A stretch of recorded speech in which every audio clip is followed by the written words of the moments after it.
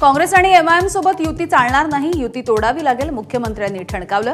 स्थानिक नेत्यांवरती कारवाई होणार, अकोटमध्ये एमआयएम तर अंबरनाथमध्ये भाजपचा काँग्रेसला हात।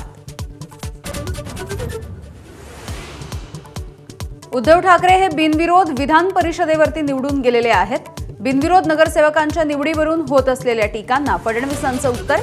एबीपी नेटवर्कच्या मुलाखतीमध्ये फडणवीसांकडून ठाकरेंवरती ताशेरे। अकोल्यामध्ये हल्ला झालेले काँग्रेसचे ज्येष्ठ नेते हिदायत पटेल यांचा उपचारादरम्यान मृत्यू। राजकीय आणि कौटुंबिक वादामधून उबेद पटेल यानं केला होता हल्ला, तर हिदायत पटेल यांचं पार्थिव पोलीस स्टेशनच्या समोर।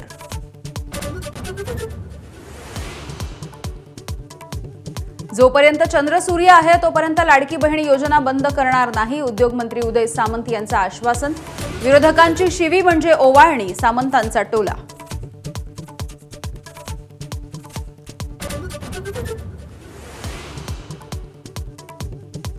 मुंबई मनपासाठी भाजपचं प्रचार गीत आयोगानं नाकारलं। मुंबई मनपा प्रचारासाठी भाजपनं तयार केलं होतं विशेष गीत। भगवा हा शब्द असल्याच्या कारणावरून आयोगानं गीत नाकारलं।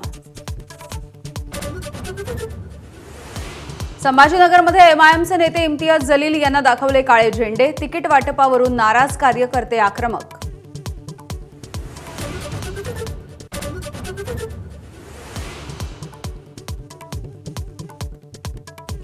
धुळ्यामध्ये शिवसेना उमेदवार गीता नवले यांच्या विरोधामध्ये फेसबुकवर बदनामी करणारा मजकूर। सायबर पोलिसांमध्ये तक्रार, कारवाई करण्याची नवलेंची मागणी। मुंडवा जमीन घोटाळ्यासाठीच्या खारगे समितीची मुदत संपली, समितीला मुदतवाढ मिळण्याची शक्यता। चौकशी की वेळकाढूपणा, सामाजिक कार्यकर्ते विजय कुंभार यांचा आरोप।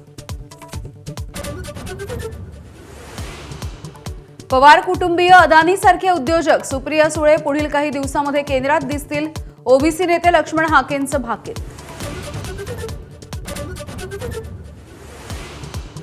धीरेंद्र शास्त्री गोंदियामध्ये शहरामधल्या हनुमानाचं घेतलं दर्शन। बागेश्वर बाबांना बघण्यासाठी मोठी गर्दी। एबीपी माझा, उघडा डोळे बघा नीट।